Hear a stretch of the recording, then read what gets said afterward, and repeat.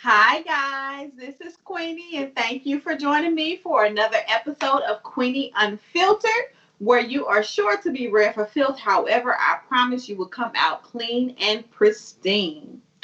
We keep it real, we are honest with ourselves, and most importantly, we practice being beautifully balanced inside and out.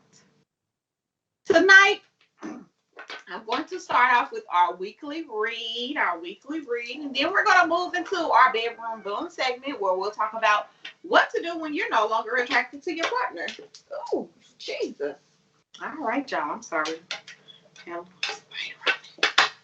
So, it's the middle of the week. It's wind down Wednesdays. It's Cinco de Mayo. I got my stuff in my cup. I don't know about y'all, but I don't let a good drinking holiday go to waste. Okay? Especially not on hump day. Especially not on hump day. That ain't even cute. So let's see what this middle of the week forecast has for us on this good Wednesday, May 5th, Cinco de Mayo. Okay, random. But did a bunch of nerds wish y'all a May the 4th be with you yesterday? That's just me. I feel like all kind of people were saying that shit to me, and I didn't catch it. And then somebody finally had to tell me it was a Star Wars reference, and I ain't never seen Star Wars. I'm a hot girl. I don't do that type of shit. All right. So, for our Wind Down Wednesday reading, we have the Six of Sticks,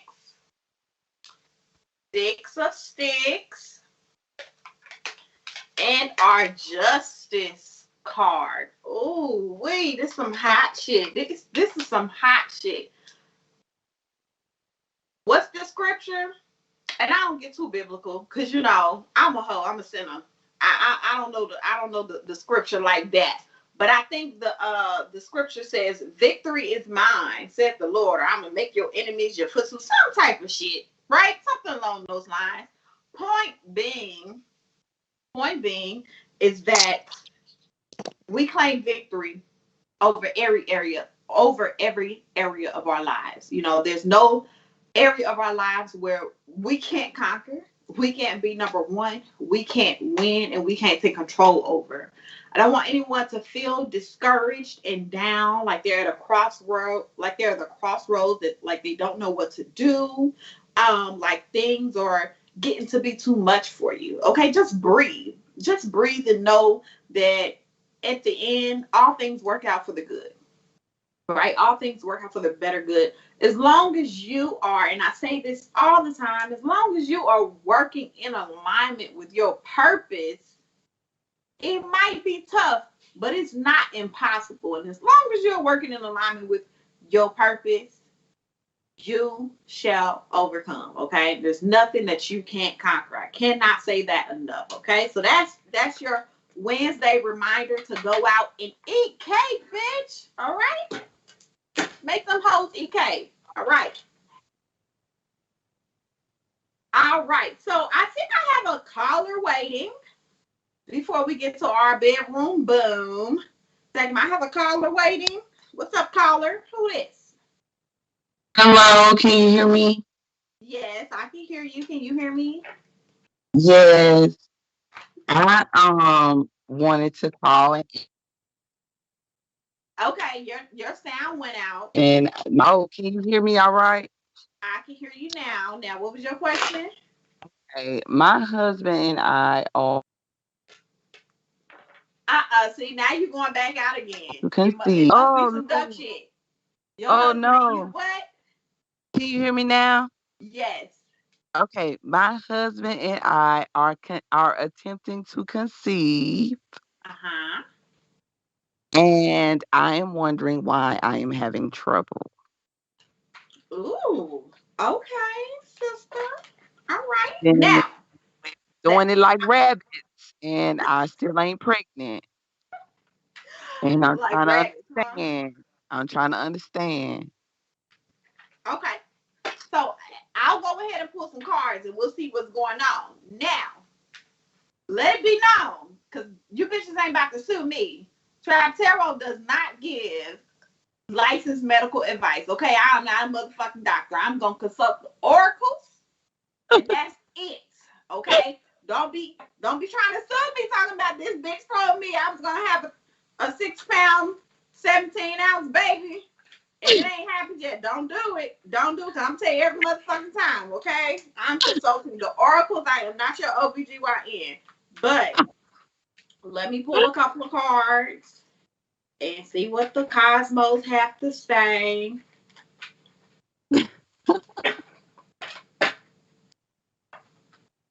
Don't mind me, y'all, because y'all know I'm fucking ignorant. This is so in real life, when people pay me for reading, in real life, I give them up the business just like this. In real time. And people pay me very well. But I'm accurate though. That's all they fucking matter. Good. You're gonna get cussed out. What? I am I accurate. need to know. No. Okay. So we have the Page of Pentacles. Unfortunately, it's in reverse. Well, not unfortunately, but we do have the Page of Pentacles. We have the Five of Coin. Five of Coin. And then we have the Lovers card, right? Oh, I love when the lovers come up in a reading. So when we talk about pentacles in the tarot, know that we are talking about wealth, but when we're talking about wealth, we're not just talking about monetary wealth, right? We're talking about all material things and family as well. Okay. So I do see where there are some spiritual blocks, right? I think that we put ourselves in a position to where we put off kids because we weren't emotionally ready, we weren't spiritually ready, and we weren't financially ready at the point, at the time, right? And now, see that Five of Coins. Now we're in a season where we getting our money together. Things are looking up. We're progressing to that next stage of life, right? Which is children. We need to give ourselves grace to conceive. We need to allow ourselves the time, the space. We need to get our bodies prepared, right? Because we want to do it, but are we mentally prepared for it? See, our body's only gonna follow our minds. Or are we in the headspace to receive the blessing that is a kid, that is a child, right? Mm. Because Mm. fucking don't mean nothing when you got them blockages going on, right? Right. Because recall, there was a period of time where you may have intentionally not been trying to get pregnant, right? So your body is still following that energy, that blocked off energy when we didn't want it. So now it's just a matter of opening up those channels to be ready to receive it in all capacities. Okay. All right, Okay. that makes sense. That makes sense. That Did I makes answer? I answered your question. You did. You make it sound easier said than done. So I'm gonna follow up with you, and if I'm not pregnant in 3 months, I'm gonna have a gripe. If you're not pregnant in 3 months, please follow up with your OBGYN. Because again, I consult the oracles, baby. I consult the oracles. I don't have nothing to do with your reproductive system. I'm just letting you know some spiritual blockages that you may be encountering. Okay? Yes, ma'am. Yes, So if you ain't ma'am. pregnant in 3 months, fuck some more. All right? I think they said do it every other day and watch your diet. Drink some water, do some Kegels. Okay, that diet is important. The Absolutely. diet is important. Okay. Well, Cut thank out the you. coffee and shit. Yeah. Oh, girl, that's hard. Well, That's hard. well, boo. Thank you. You're welcome. You're welcome. Bye. Bye. All right. So that was fun. That was absolutely fun. If anybody else has any questions or anything you want me to answer live, please click the link in the description box or comment on the video or comment on the video and I'll go ahead and try to get to it. All right. Tonight we're going to discuss what to do when you're no longer attracted to your partner. Right? Nobody wants to hear that because everybody swears they are in the honeymoon phase. Everybody remember the honeymoon phase where you were all in love and bliss and couldn't nobody tell you nothing about your man or your girl, and y'all was all fawning over each other and couldn't keep your hands and fucking like rabbits, right?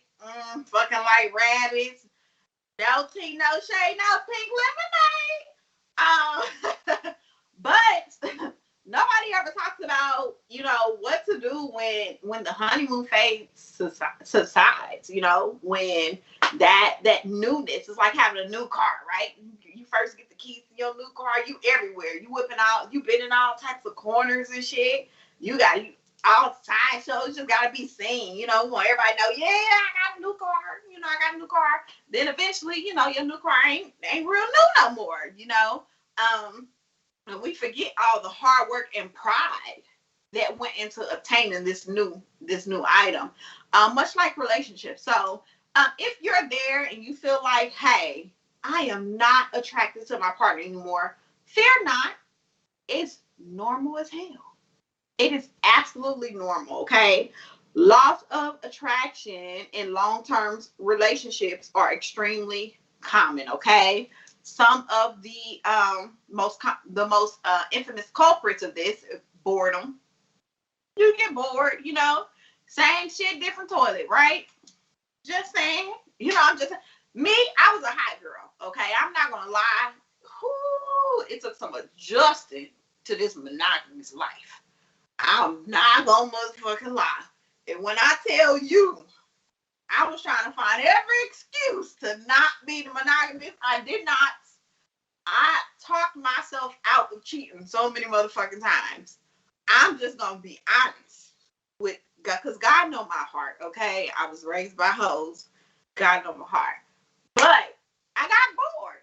I'm Aries. I get bored super quick. If you are not constantly stimulating me, I will go stimulate myself with other people. That ain't got nothing to do with them, though, right? That's a personal problem, okay? So boredom is the number one culprit. Resentment. Resentment is number 2, okay? Once you get used to people, you kind of start taking things for granted. Things just ain't the same. Things aren't there anymore. So you just kind of build up this resentment, like, why come this motherfucker chew like this? Not saying I was upset with the nigga chewing. I'm not saying that at all. But he did fart a lot.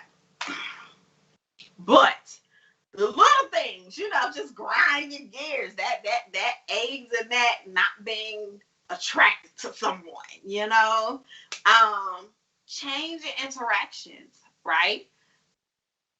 When you're getting to know someone, they woo you, they court you, everybody's on their best behavior because they want to be chose, right? Then you get the cow and all of a sudden you like, shit, the milk is there. I ain't got to try too hard anymore. So changing interactions, having less intimate interaction, having less romantic interactions. Some people get in relationships and start treating their spouse like one of their fucking homies. And that causes, all kind of resentment, and that can cause you to not be as attracted to your partner when you're not being seen as an equal, right? And also neglecting self-care. I think this one might be bigger for like guys. A lot of time you hear guys talking about how they're no longer attracted to their partner because they might have had kids or they might have gained weight or something along those lines. They're not really keeping up with themselves, and that causes them not to be attracted to their partner. It's bullshit, but it is valid, right? It's bullshit, but it is valid. And so those are just some of the main reasons why you could no longer be attracted to your partner. Now that we got the causes out of the way, what are the fucking solutions, okay? Don't cheat, because that's not a fucking solution. All right? That's not a solution. All right? I do not condone hurting people because you lack discipline.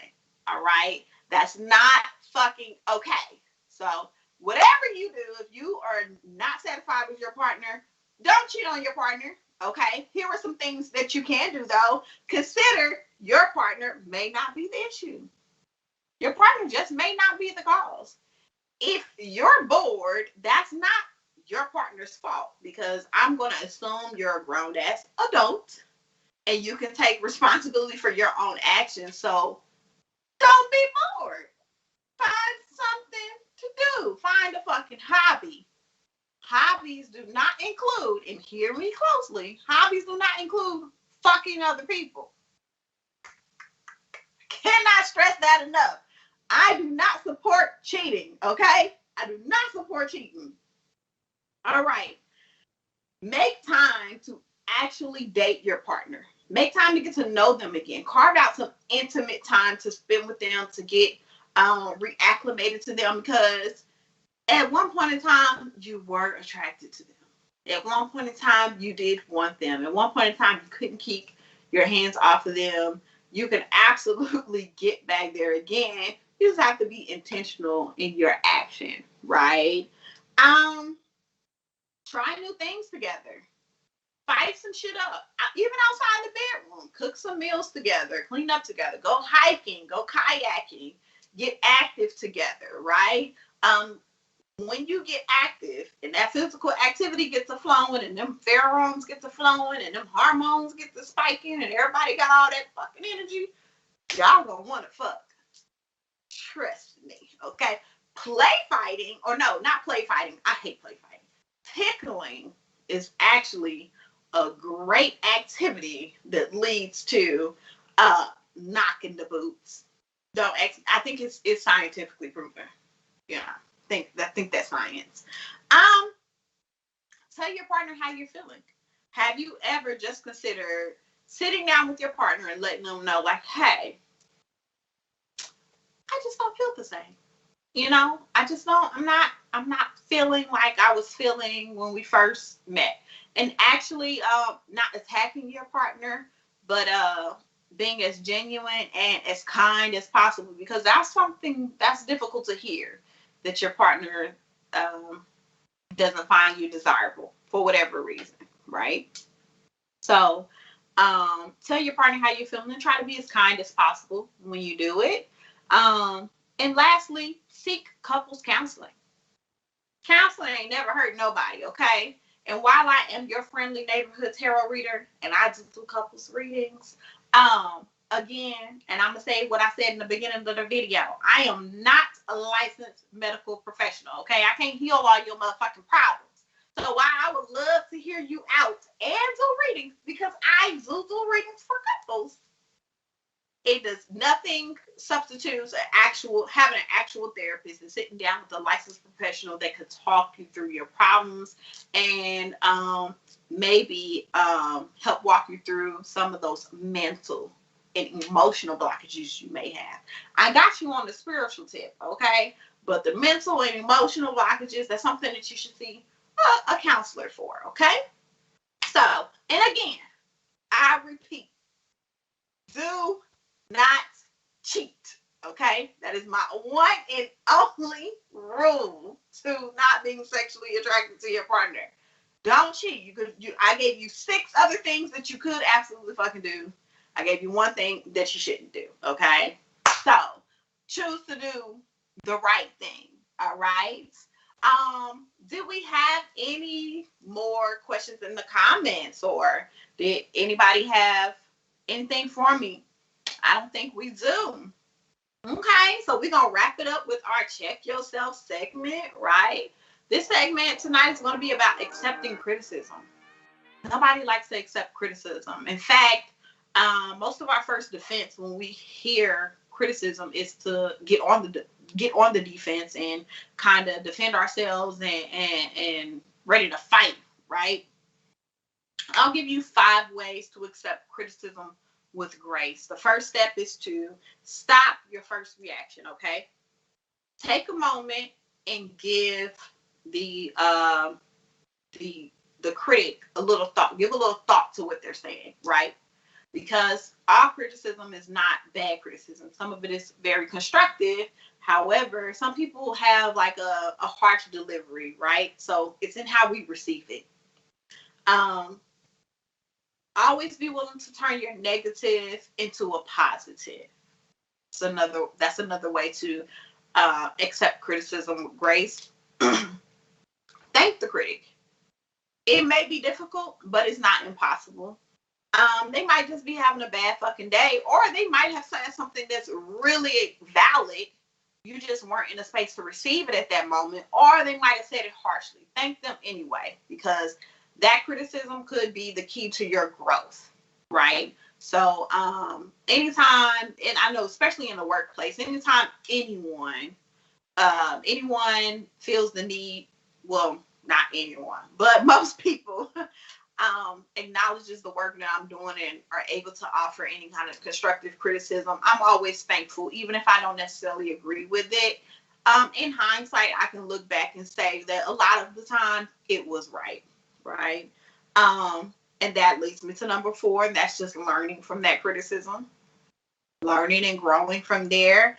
And then finally, don't be afraid to just be the better person. Sometimes the person that's on the other end of the criticism is an absolute fucking dickhead. We know that. Don't just be the better person. It does more harm. I'm sorry, it does more good than harm in the end when you just lift your chin up and say, you know what? Thank you. Smile and say, have a great day. You know, walk away, especially if there's like an audience or someone that witnessed this person being a grade A asshole. In the end, you don't end up looking like the fool and they end up looking like a salty ass hater. And that's just that. Okay. So that's all I have for y'all this evening. I would like to thank you for tuning in for another episode of Queenie Unfiltered. Please join us next Wednesday at 9 p.m. CST, same time, same daggone place, where we'll discuss high value men and women and paying to play. All right, that's going to be hot. That's going to be real hot. So make sure y'all tune in and be ready to fire off them comments, okay? Peace.